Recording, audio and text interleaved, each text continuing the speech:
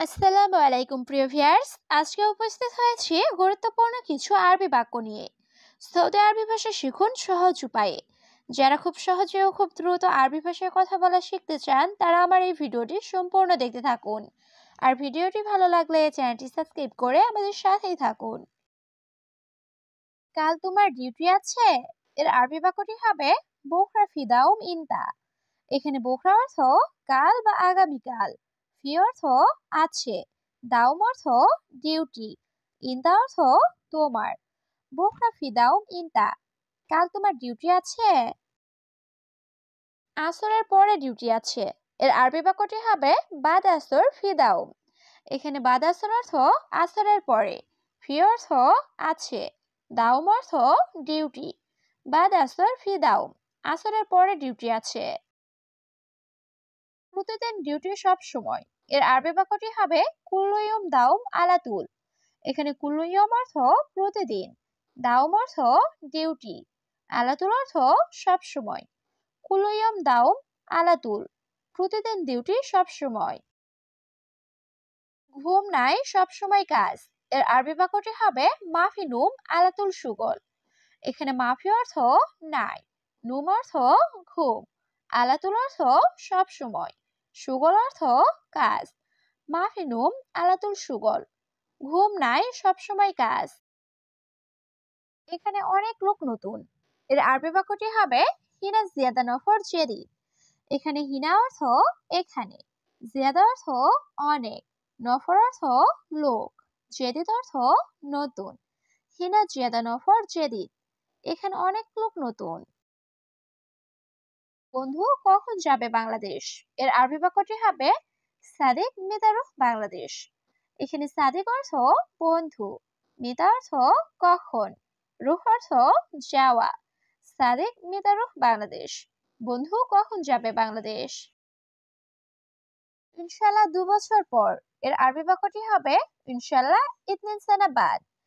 এখানে ইতনিন অর্থ 2, সানা অর্থ বছর, বাদ অর্থ পর।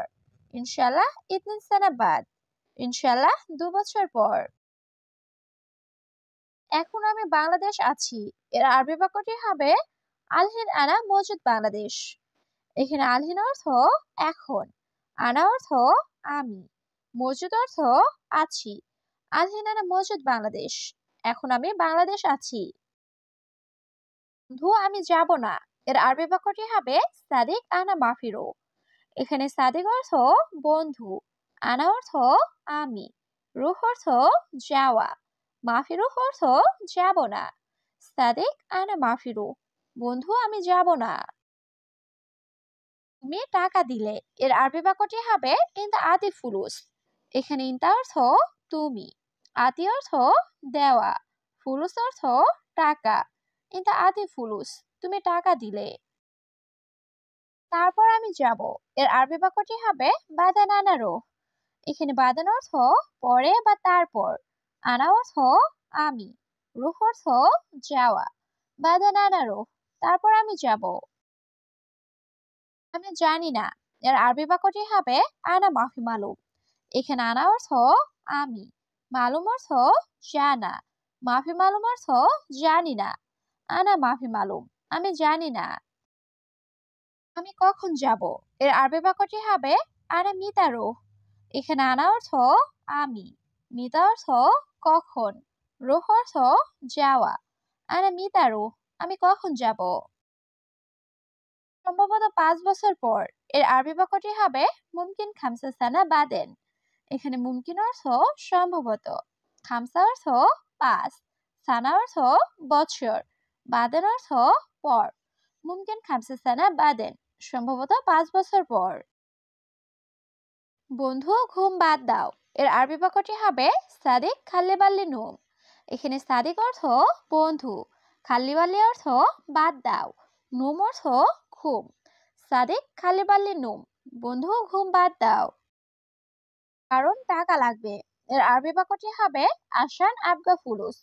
এখানে আসান অর্থ কারণ, আবগা অর্থ লাগবে, ফুলুস অর্থ টাকা। আসান আবগা ফুলুস, কারণ টাকা লাগবে। কাজ করো সব সময়। এর আরবি বাক্যটি হবে সউই শুগল আলা তুল। এখানে সউই অর্থ করা, শুগল অর্থ কাজ, আলা তুল অর্থ সব সময়। সউই শুগল আলা তুল, কাজ করো সব সময়। না ঘুমালে শরীর খারাপ হবে। এর আরবি বাক্যটি হবে মাফিনুম জিসম খারবান। এখানে মাফিনুম অর্থ না ঘুমালে, জিসম অর্থ শরীর, খারবান অর্থ খারাপ। মাফিনুম জিসম খারবান, না ঘুমালে শরীর খারাপ হবে। পরে কিভাবে কাজ করবে? এর আরবি বাক্যটি হবে বাদেন কেফ সুগল। এখানে বাদেন অর্থ পরে, কেফ অর্থ কিভাবে, সুগল অর্থ কাজ করা। বাদেন কেফ সুগল, পরে কিভাবে কাজ করবে? অবশ্যই ঘুম লাগবে। এর আরবি বাক্যটি হবে লাজিম আবগা ডুম। এখানে লাজিম অর্থ অবশ্যই, আবগা অর্থ লাগবে, নুম অর্থ ঘুম। লাজিম আবগা নুম, অবশ্যই ঘুম লাগবে। ঘুম ভালো কাজ ভালো। এর আরবি বাক্যটি হবে নুম কয়েস সুগল কয়েস। এখানে নুম অর্থ ঘুম, কয়েস অর্থ ভালো, সুগল অর্থ কাজ। নুম কয়েস সুগল কয়েস, ঘুম ভালো কাজ ভালো। আমি উমরা করব। এর আরবি বাক্যটি হবে আনাস্তাউরি উমরা। এখানে আনা অর্থ আমি, সবি অর্থ করা। আনাস্তাউরি উমরা, আমি উমরা করব। আমি যাইনি পরে যাব। এর আরবি বাক্যটি হবে আনা মাফি রুহ বাদেন রুহ। এখানে আনা অর্থ আমি, মাফি রুহ অর্থ না যাওয়া, বাদেন অর্থ পরে, রুহ অর্থ যাওয়া। আনা মাফি রুহ বাদেন রুহ, আমি যাইনি পরে যাব। 3 বার উমরা করেছি। এর আরবি বাক্যটি হবে আনা তালাতা মাররা সউই উমরা। এখানে আনা অর্থ আমি, তালাতা মাররা অর্থ 3 বার, সউই উমরা অর্থ উমরা করেছি। আনা তালাতা মাররা সউই উমরা, আমি 3 বার উমরা করেছি। আমি উমরা করিনি। এর আরবি বাক্যটি হবে আনা মাফি সউই উমরা। এখানে আনা অর্থ আমি, মাফি সউই অর্থ না করা। আনা মাফি সউই উমরা, আমি উমরা করিনি। 3 মাস পর করব। এর আরবি বাক্যটি হবে তালাতা শাহর বাদেন সবি। এখানে তালাতা অর্থ 3, শাহর অর্থ মাস, বাদেন অর্থ পরে, সবি অর্থ করা। তালাতা শাহর বাদেন সবি, 3 মাস পর করব। আমি ওমানে আছি প্রিয়। এর আরবি বাক্যটি হবে আনা মজুদ ওমান হাবিবি। এখানে আনা অর্থ আমি, মজুদ অর্থ আছি, হাবিবি অর্থ প্রিয়। আনা মজুদ ওমান হাবিবি, আমি ওমানে আছি প্রিয়। ইনশাল্লাহ একদিন যাব। এর আরবি বাক্যটি হবে ইনশাল্লাহ ওয়াহিদিয়ম রুহ। এখানে ওয়াহিদিয়ম অর্থ একদিন, রুহ অর্থ যাওয়া। ইনশাল্লাহ ওয়াহিদিয়ম রুহ, ইনশাল্লাহ একদিন যাব। কিয়ামতের দিন নিয়ে চিন্তা করো। এর আরবি বাক্যটি হবে ফাক্কার ইয়াউমুল কিয়ামা।